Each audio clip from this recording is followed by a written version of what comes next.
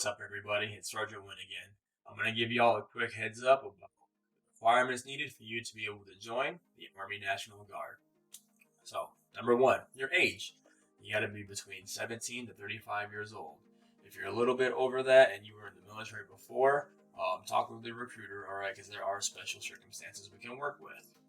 Next, if you were prior service, kind of like I just mentioned, you have to have been discharged honorably, okay? If you have a general discharge, get with your recruiter because we're going to have to look into some things just to make sure that you're still eligible. After that, your physical status, right? Are you in good shape? Are you healthy, right? We're going to have to know things like, have you had any major surgeries? Do you have any pins, plates, or screws in your body? There are certain disqualifiers, right? Like asthma, depression, any suicidal thoughts or something, or counseling that you've had before. These are all case-by-case basis. Okay, so definitely talk to a recruiter if you fall into any of these categories. But as far as your height and weight goes, right, just make sure you're in basic shape. We don't expect you to go to boot camp like Rambo right off the bat. Okay, we're going to train you to get in shape.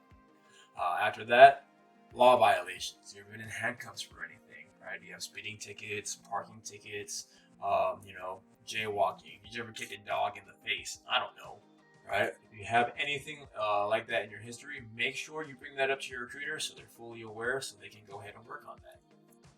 Next, your education, right? You have to have at least a GED for you to be able to enlist in the military. Anything above that, awesome.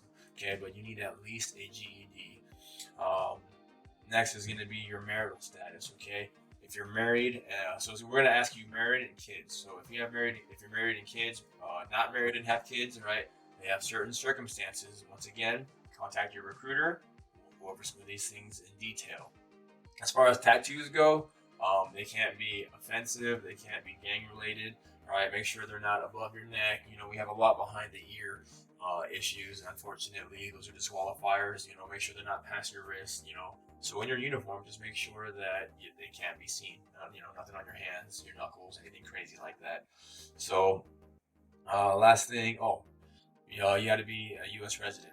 Or you have to at least be a permanent resident or naturalized. For some of y'all that have family who are not documented, there are programs in place that if you are a member of the military and you looking at something called parole in place, being a member of the Nevada Army National Guard does help out with that a little bit.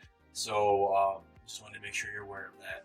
But those are your basic eligibilities that you need to be able to qualify for the military. If you have any questions about it, hit me up. All right, text me, call me, hit me up at any of the links below. I'll talk to you next time. Stay safe.